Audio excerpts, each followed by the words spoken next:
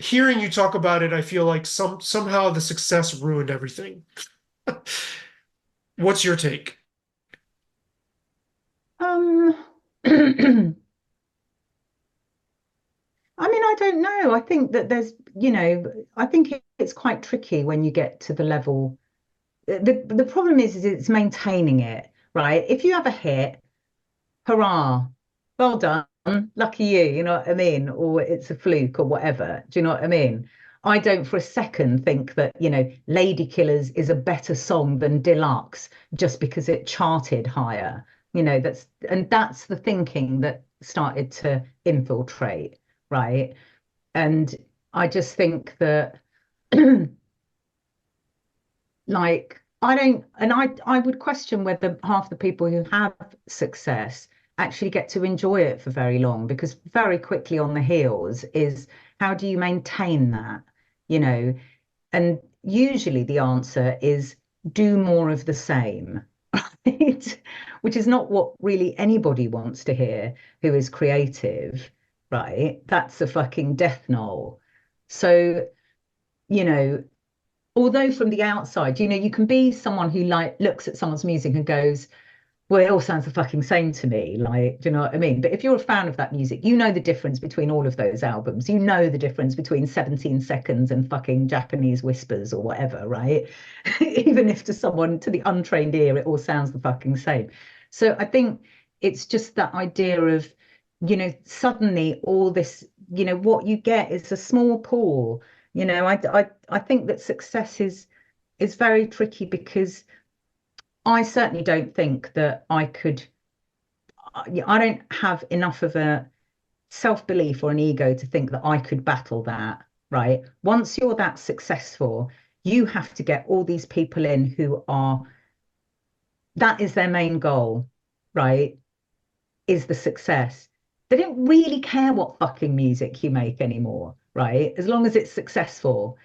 And I think that it's very, very hard to not sort of go for that bait, really hard, you know. Hmm. And I think it's been proven time and time again that it's not really manageable. Like, yes, okay, well done, Taylor Swift, you know, but for every Taylor Swift, there's like a fucking million musicians who either turned away before they got anywhere near that and thought, no, thank you very much. It's already turned to shit, you know, or people who just got completely consumed by it and wrung out and spat out. So I don't think it's, you know, I'm trying to sort of have some pithy words of wisdom, but I don't really, because I don't actually think about success that much because I just know that it's not something I can chase because it doesn't suit me. A bit, partly because I don't know what, success tends to be another person's definition of what success is. It doesn't, you can sit there and kind of be like, well, my idea of success is having two children and a relationship. I don't know. You can build your own little sort of world of what it means to you, but that's completely irrelevant. It's most people think of success as, certainly if you're a musician, is playing fucking stadiums, selling shitloads of records, and being instantly recognizable, something approaching the Beatles or something, that's the benchmark. Hmm. And I just don't think that's something that I'm in the least bit interested in, never mind able to achieve, not even interested. Hmm. I wonder how well you would have even coped with that had it accidentally happened, or had it just happened to happen. Either way, whether it was the through doing the music that you were all feeling in your hearts, or trying, if it had happened, one wonders how different, uh, how well you would have been able to land on your feet personally. Not well at all. Not well at all, I suspect. I think I would have either become a total fucking monster. I was already a fucking pain in the ass a lot of the time, but I would have been completely out of control, or it would have completely crushed me and I would have gone the way of, various other tragic figures.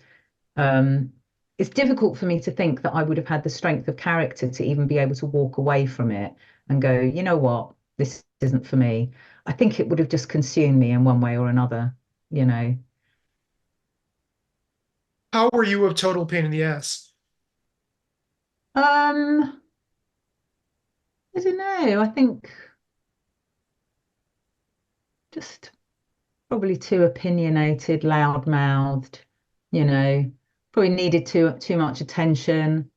Um, you know, like anyone, you get carried away, you know.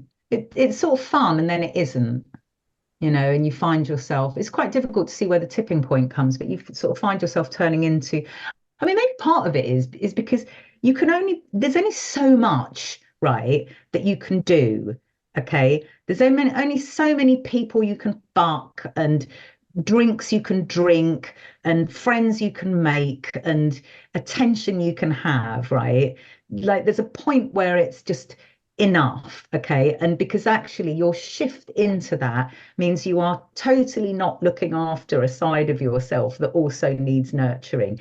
You do have to be self-sufficient. You do have to be able to have quiet time. You do have to wrestle with, your own demons or think about your behavior or your life. And that's not because you've done anything terrible, but that's just a normal part of life, right? If you just have a shitty day at work, you need to process that and think about it. And in that world, there isn't really much time to think about it because first of all, there's always someone there to tell you that, oh, no, no, but you're amazing, right?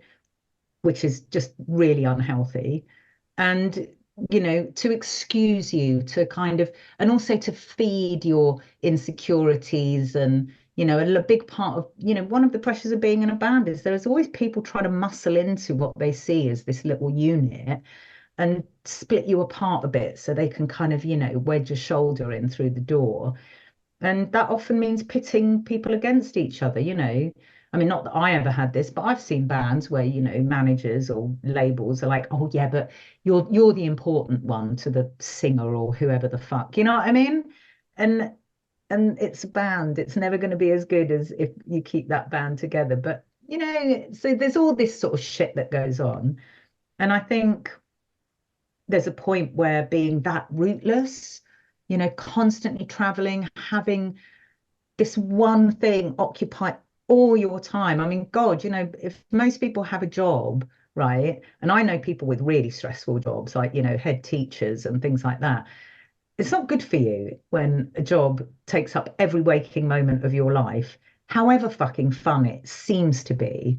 It's not healthy, you know? And I just think that, you know, I don't think I would have coped with it very well. I didn't have a strong enough um no,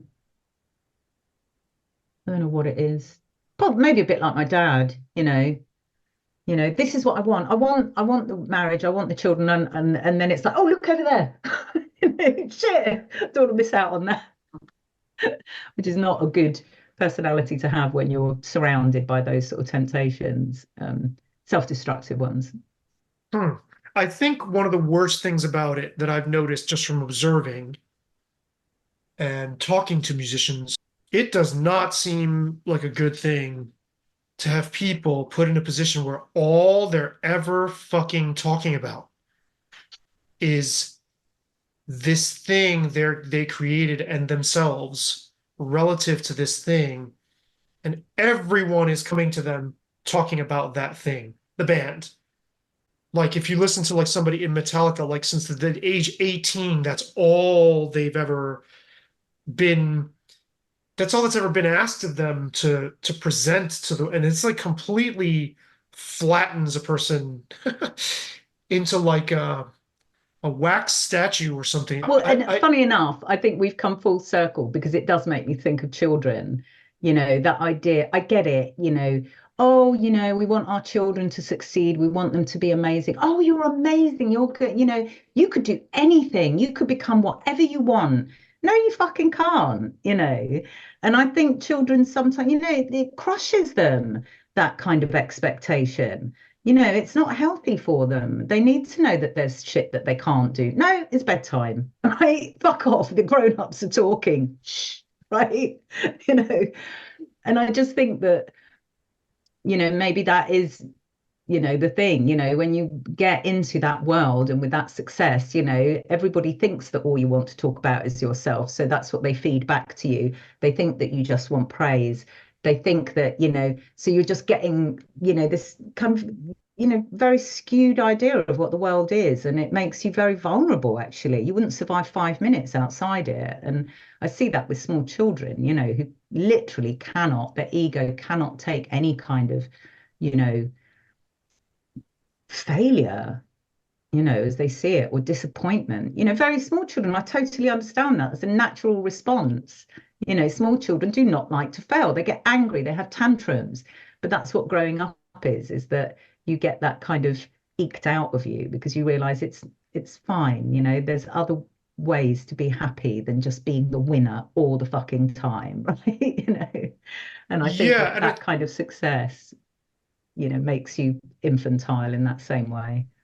right. And I also have wondered whether, because you think about rock stars destroying hotel rooms and stuff, which I find really boring and obnoxious and stupid, but I can see where someone in that position is almost wanting people to say no, is acting out so that people do say no to them finally, and nobody ever does. For sure, for sure. Yeah.